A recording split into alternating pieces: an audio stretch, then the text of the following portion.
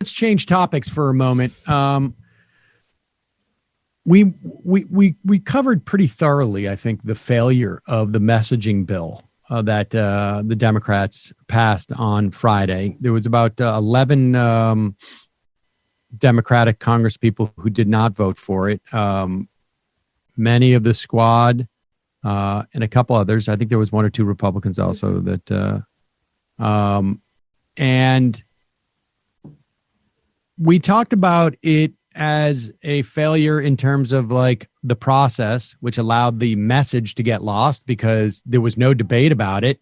Right. They only had a couple of days to discuss it. So very hard to message a bill that is already in the fallen down the memory hole. The other problem with it was it refused to let in some of the sort of like staple progressive things that people wanted.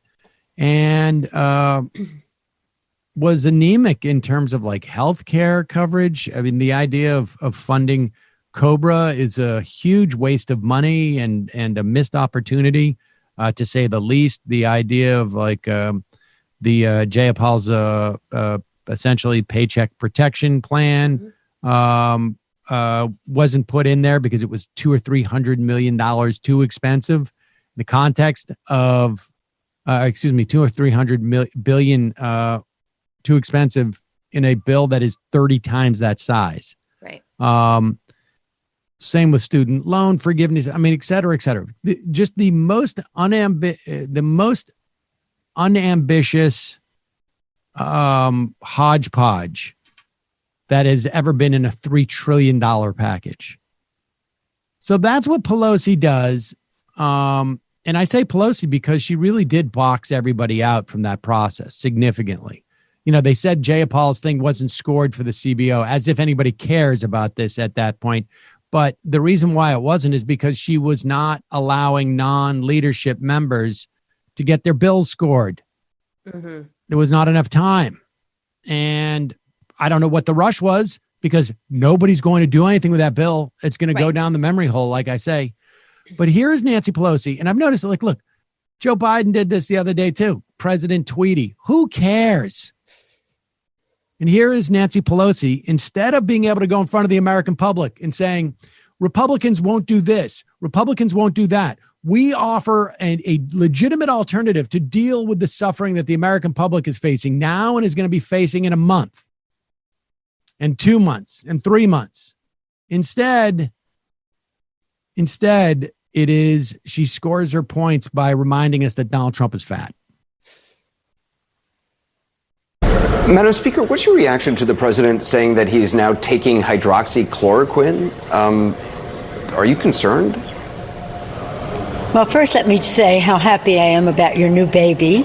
How lovely. Oh, Wyatt, how perfectly named.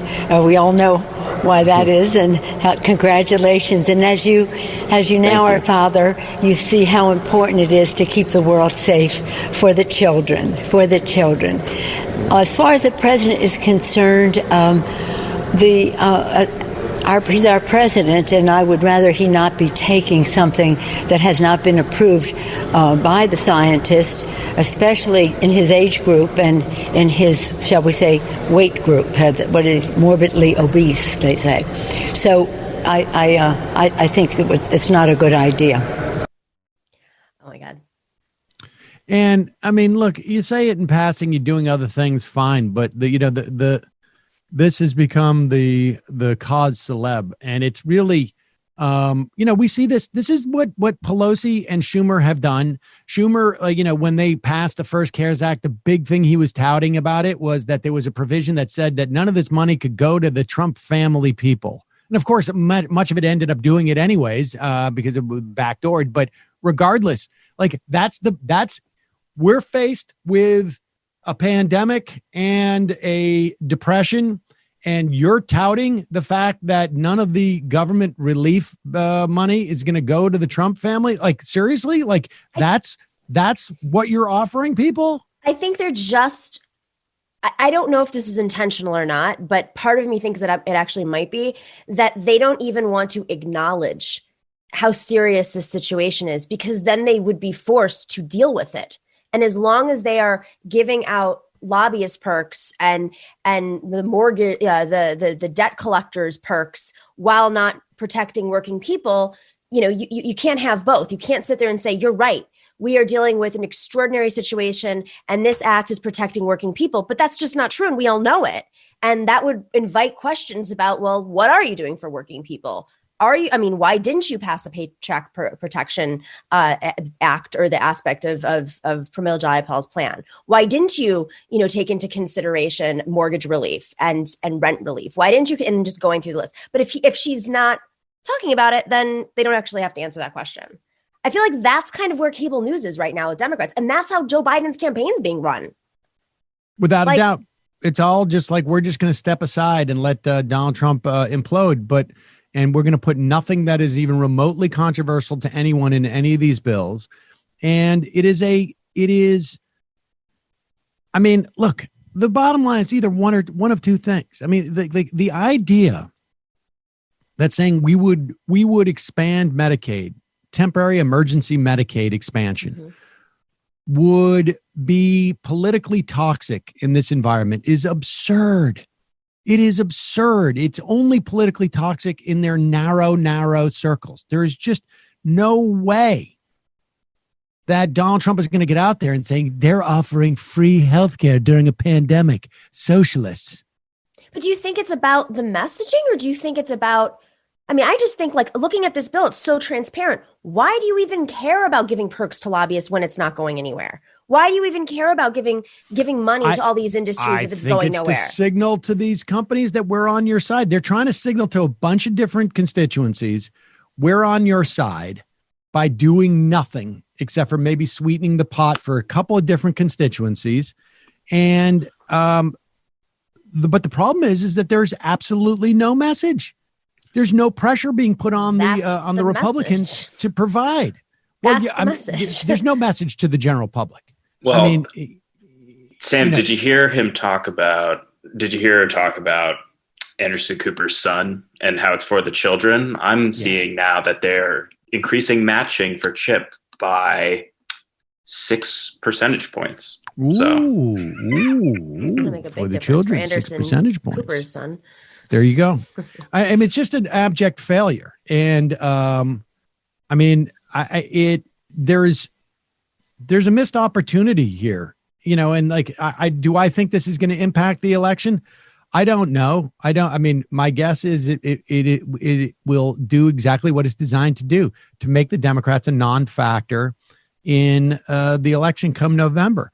But it's also going to make them a non-factor legislatively going forward. And not just in terms of, like, I'm talking about if Democrats win. But there's a history of this, like, looking back, it's not like when the Democrats win the House or Senate, it's not because they've done some sort of like bold progressive thing, at least in the last 30 years. It's because they've let the Republicans sink, and then they just sort of are hands off, and then, a lot of people run. Right. And the problem with that is that it sets you up to do nothing. And so you lose 18 months later because you have not been able to sort of like till any ground. You have no message, you have no mandate, you have no momentum, you can't get anything done legislatively. Simultaneously, you're also like in a crisis like this, you're putting no pressure on the administration or the Republican Party to do anything, to actually like do anything aside from winning. You're not in any way creating any pressure or any sense. And I think, like, that's what that bill feels like to me, is in some instances, a specific attempt to avoid getting locked into proposals that they don't want to deal with after the fact. That's it. Right. And I mean, if I were running against one of these centrists right now, my tagline would be, I stand for something. That's it. Yep. Like, I look at Mark Kelly right now, who's killing McSally in the polls in the Senate in Arizona. What does he stand for? I listened to him. I'm like, it's like gobbledygook coming out of his mouth, and it's like Trump and McSally, and then that's it. But he's up by like 16 points right now in the latest poll. That's outrageous in Arizona, and she's kind of moderate. I in terms of a Senate race, if that works, great. People are voting against Donald Trump, as far as I can tell. McSally made her bed essentially, as it was, with her, you're from CNN, liberal claptrap, that type of stuff, and voting for Trump. But at one point, like, you've got to lead. And Nancy Pelosi and Chuck Schumer are just not doing it. They're not doing it. There's no ambition there. There's none. And it hampers attempts to legislate after the fact. Mm-hmm. It really Someone should primary Chuck Schumer. Indeed. Here's Sean Hannity.